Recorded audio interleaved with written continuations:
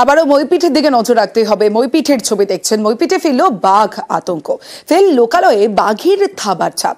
ঘাট সংলগ্ন এলাকায় আতঙ্ক। ঠাকুরার নদী পেরিয়ে লোকালয়ে দুটি বাঘ। আরো বিস্তারিত জানাবে অর্পণ রয়েছে আমার সঙ্গে। অর্পণ, ফের বাঘ আতঙ্ক, কি বলছেন স্থানীয়রা? বন দফতর কি ব্যবস্থা নিচ্ছে? বন দপ্তরের তরফ থেকে ইতিমধ্যেই যে অর্পণ, তোমার কথা স্পষ্ট নয়, যদি জায়গা পরিবর্তন করে কথা বলো। অর্পণ, শুনতে পাচ্ছ?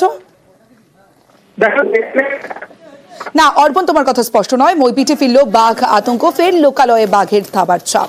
লোকালয়ে দুটি বাঘ, দাবি স্থানীয়দের। বাঘ আতঙ্কে জঙ্গলে নেট বন দফতরের, মইপিঠের জঙ্গল ঘিরছে বন দফতর। এখানে বাঘ পেরিয়েছে, দুটি বাঘ। সেই বাঘের পায়ের ছাপ দেখে এলাকার সাধারণ মানুষ এখন আতঙ্কিত। আমরা স্থানীয় প্রশাসন এবং সাথে সাথে ফরেস্ট ডিপার্টমেন্টকে আমরা জানিয়েছি দ্রুত যাতে এই বাঘটা ধরে নিষ্পত্তি করবে, এটা আমাদের আশাবাদী।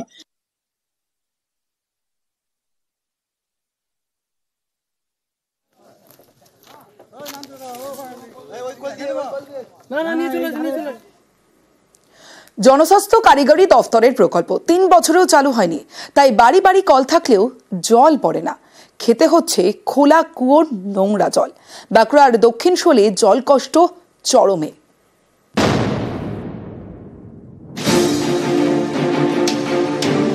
খোলা কুয়ো, নোংরা ঘোলা জল, এই জলই খেতে হচ্ছে দিনের পর দিন। বাঁকুড়ার দক্ষিণ শোল গ্রামে খাবার জল নিয়ে যন্ত্রণার এক শেষ। ট্যাপ বসানো হয়েছে ৩ বছর আগে, ওই ট্যাপ থেকে কোনো জল নাই। কতদিন সমস্যা এই জলের আপনাদের?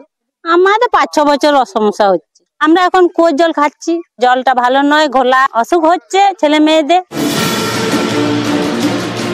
সোনামুখী ব্লকের মানিকবাজার গ্রাম পঞ্চায়েত বিজেপি পরিচালিত। এখানকার দক্ষিণ শোলে জল কষ্ট।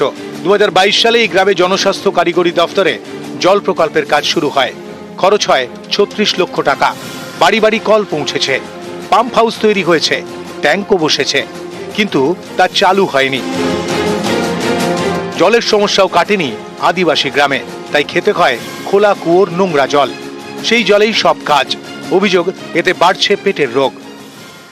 ৫০টি পরিবার এখানে বসবাস করি, একটা কুয়োর উপরে নির্ভর। একদম শ্যাওলা বসে যায় বর্ষাকালে, কানি করে ছেঁকে ছেঁকে, একধারে পোকা থাকে একধারে ছেঁকে আমরা সেই জল এখনো খাই। কেন চালু হলো না জল প্রকল্প? এ নিয়ে ঠিকাদারকে নিশানা করেছেন জনস্বাস্থ্য কারিগরি দফতরের অ্যাসিস্ট্যান্ট ইঞ্জিনিয়ার। এই কাজগুলো যে সংস্থা পেয়েছিল সেই সংস্থার কাজের গতি খুব ধীর, তাদের লেবারের সংখ্যা কম। ঊর্ধ্বতন কর্তৃপক্ষরা বারবার চিঠি করেছেন ওই এজেন্সিদের, তাদের বিরুদ্ধে ব্যবস্থাও নিয়েছেন এবং যাদের কাজগুলি তাড়াতাড়ি হয় তার জন্য তারা বারবার চিঠি করেছেন। ২০২২ সালে জনস্বাস্থ্য কারিগরি দপ্তর থেকে ৩৬ লাখ টাকা খরচা করে কোনো একটা জলের স্কিম তারা ওখানে তৈরি করেছে। সেক্ষেত্রে এতদিন কেন তারা চালু করতে পারলো না বা করেনি, বা সে টাকা কোথায় গেল সেটা তাদেরকে জবাব দিতে হবে। আমি এ নিয়ে উপরে যারা দপ্তরে যারা কাজ করছেন তাদেরকে বলবো অতি সত্বর চালু করতে। জল জীবন মিশন আমাদের পুরো পঞ্চায়েতের কাজ চালু আছে। আগামী ৩ থেকে ৬ মাসের মধ্যে বাড়ি বাড়ি জল পৌঁছে যাবে, এটা আমার আশা আছে। মানিকবাজারটা যতদূর আমার জানা সেটা বিজেপি পরিচালিত গ্রাম পঞ্চায়েত। তার মানে ওই বিজেপি পরিচালিত গ্রাম পঞ্চায়েত ব্যর্থ, তারা কাজ করতে পারছে না, মানুষকে পরিষেবা দিতে পারছে না। আমার মনে হয় তাদের এখনই তাদের পদত্যাগ করা উচিত। আমি পিএইচই দপ্তরের সাথে কথা বলবো যাতে তাদের কাছে জল আমরা খুব শীঘ্র পৌঁছে দিতে পারি। চরম সমস্যায় রয়েছে এলাকার মানুষজন। স্থানীয় প্রশাসনকে জানাতে গেলেই তারা জানাচ্ছেন জল পাবে, কিন্তু কবে পাবে সেই উত্তর কারো কাছে নেই।